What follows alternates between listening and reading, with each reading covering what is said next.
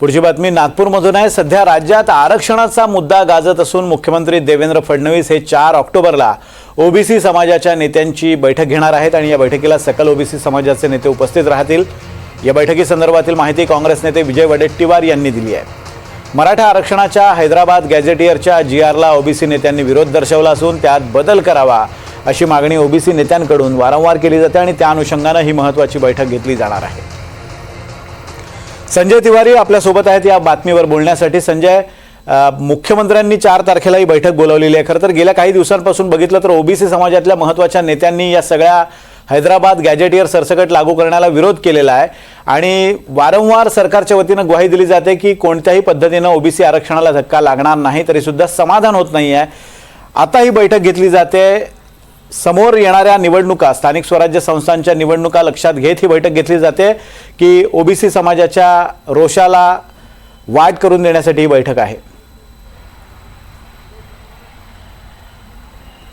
अगदी बरोबर विनोद सर, जसं आता आपण सांगितलं की कुठेतरी 2 सप्टेंबरला जो मराठा आरक्षणाचं जे आंदोलन होतं त्याच्या अंतिम टप्प्यावरती सरकारने जो जीआर काढला होता, त्या जीआरच्या अनुषंगाने ओबीसी समाजामध्ये विशेषतः ओबीसी नेते आणि कार्यकर्त्यामध्ये असंतोष वाढत असल्याचं दिसत होतं आणि असं सांगण्यात येत होतं वारंवार की या जीआरमुळे एकीकडे जेव्हा हैदराबाद गॅझेटियरच्या माध्यमातून मराठ्यांच्या कुणबी मराठा अशा नोंदी होण्यास सुरुवात होईल, त्याच वेळेला ओबीसींचं आरक्षण कुठेतरी धोक्यात आल्याचं सांगितलं जात होतं आणि त्याच बाबीला ॲड्रेस करण्यासाठी आणि तो जो मुद्दा आहे त्याच्यावरती सरकारची बाजू स्पष्ट करण्यासाठी मुख्यमंत्र्यांनी पुढाकार घेऊन येत्या 4 ऑक्टोबरला मुंबईमध्ये ही बैठक बोलवलेली आहे। सकल ओबीसी समाजाचे जे नेते आहेत आणि इतर अनेक जे ओबीसी नेते आहेत त्यांना तिथे बोलवण्यात आलेलं आहे आणि त्यांच्या ज्या समस्या आहेत, त्यांच्या ज्या शंका आहेत, कुशंका आहेत, प्रश्न आहेत, त्या सगळ्यांना ॲड्रेस करण्याचा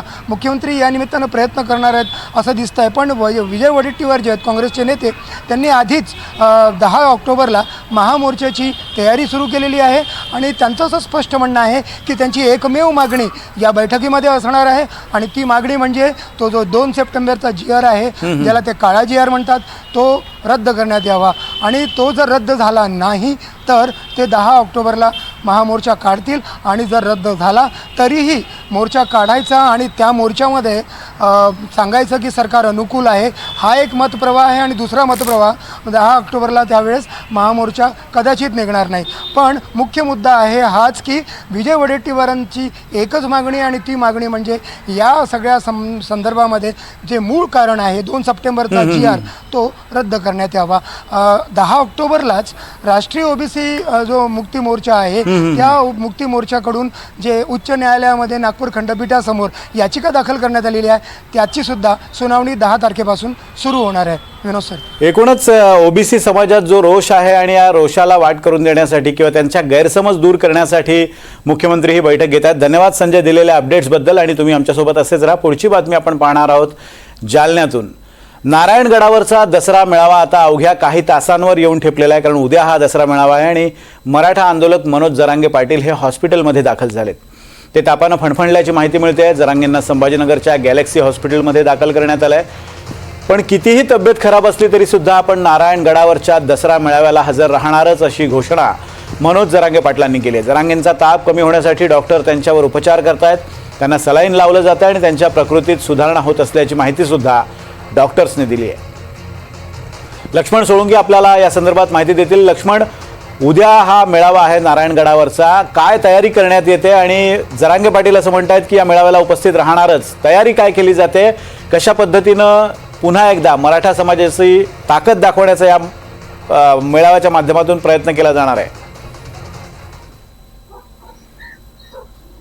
विनोद सर, आपण जर बघितलं तर बीडमध्ये जर दसरा मेळावा म्हटल्याच्या नंतर आपण बघू शकतो की भगवानगडावर एक दसरा मेळावा होत होता, त्यामुळं त्या मेळाव्याची सुद्धा चर्चा होत होती। त्याचबरोबर पंकजा मुंडे यांनी सुद्धा आपण गोपीनाथगडावर त्या ठिकाणी त्या दसरा मेळावा घेत असतात। तशाच प्रकारे मागच्या दसरा मेळाव्यापासून बीड जिल्ह्यामधल्या या नारायणगडावर मराठा समाजाचा या ठिकाणी मेळावा घेतला जातोय आणि त्या मेळाव्याला जरांगे पाटील उपस्थित असतात.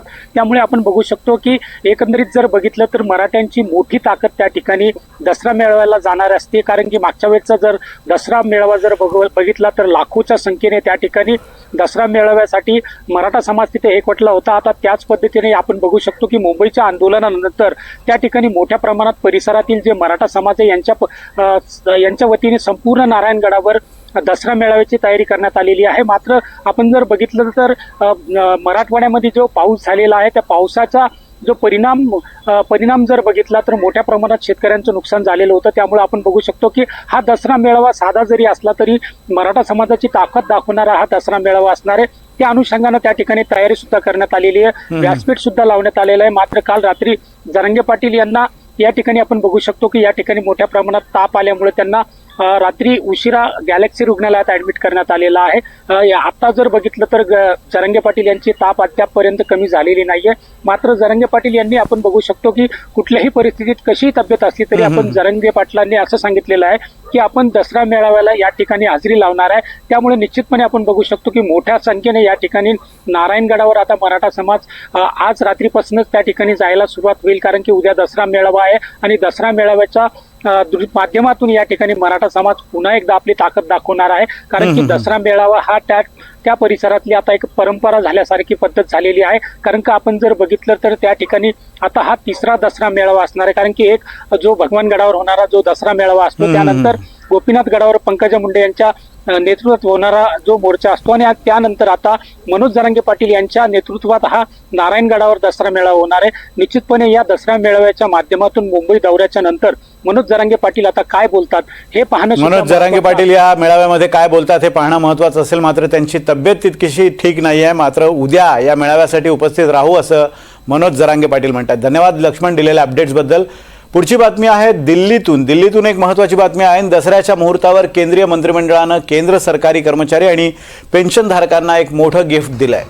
केंद्र सरकारी कर्मचारी आणि पेन्शनधारकांच्या महागाई भत्त्यात 3% वाढ करण्याचा निर्णय केंद्रीय मंत्रिमंडळानं आज पार पडलेल्या बैठकीत घेतला आहे. तसंच हा निर्णय पूर्वलक्षी प्रभावानं लागू होणार असून 1 जुलैपासूनचा वाढीव महागाई भत्तासुद्धा मिळणार आहे. महागाई भत्ता वाढून आता 58% इतका झाला आहे. रामराजे शिंदे आपले प्रतिनिधी आपल्याला माहिती देतील या संदर्भात. रामराजे, अचानक हा निर्णय घेण्याचं कारण काय? तशी मागणी कर्मचारी संघटनांनी केली होती की काही निवडणुका बिहारसारख्या निवडणुका समोर येत आहेत म्हणून हा निर्णय झालाय? बिलकुल विनोद, निवडणुका बिहारच्या त्या पार्श्वभूमीवरच घेतलेला हा निर्णय असं म्हणावं लागणार आहे. कारण यापूर्वी जेव्हा मार्चमध्ये निर्णय घेण्यात आला होता तेव्हा केवळ 2% वाढ करण्यात आली होती आणि ती आतापर्यंत सर्वात कमी वाढ होती. आणि त्यानंतर आता 3% म्हणजे की 55% वरून आता 58% ही वाढ करण्यात आलेली आहे. साधारणतः 10,000 कोटीचा जो बोजा आहे तो पडणार आहे केंद्र सरकारवर. आणि त्याचबरोबर याचा फायदा जो होणार आहे साधारणतः 68 लाख जे पेन्शनधारक आहेत त्यांना याचा फायदा होणार आहे आणि 49 लाख जे सरकारी कर्मचारी आहेत त्यांना याचा फायदा होणार आहे. त्यामुळे मोठा फायदा तर होणारच आहे, परंतु तेवढाच बोजा जो आहे तो केंद्र सरकारवर बसणार आहे. आपण जर पाहिलं तर बिहार आणि या भागामध्ये पूर्वांचल भागामध्ये सर्वात जास्त अधिकारी जे आहेत ते केंद्र सरकारमध्ये, मग ते रेल्वेमध्ये आहेत, ते बँकमध्ये आहेत, ते इथले दिल्लीतल्या सेक्रेटरिएटमध्ये आहेत. तर सर्वात जास्त संख्या जी आहे ती बिहार आणि पूर्वांचल मधल्या या भागातील कर्मचाऱ्यांची आहे आणि त्यांचं कुटुंब जे आहे ते मात्र गावी आहे. त्यामुळे याचा थेट फायदा कुठेतरी बिहारच्या वोट बँकला बसावा या उद्देशानं हा निर्णय घेतलेला आहे. त्यामुळे आता कितपत याचा येत्या निवडणुकीमध्ये फायदा होतो ते सुद्धा बघावं लागेल.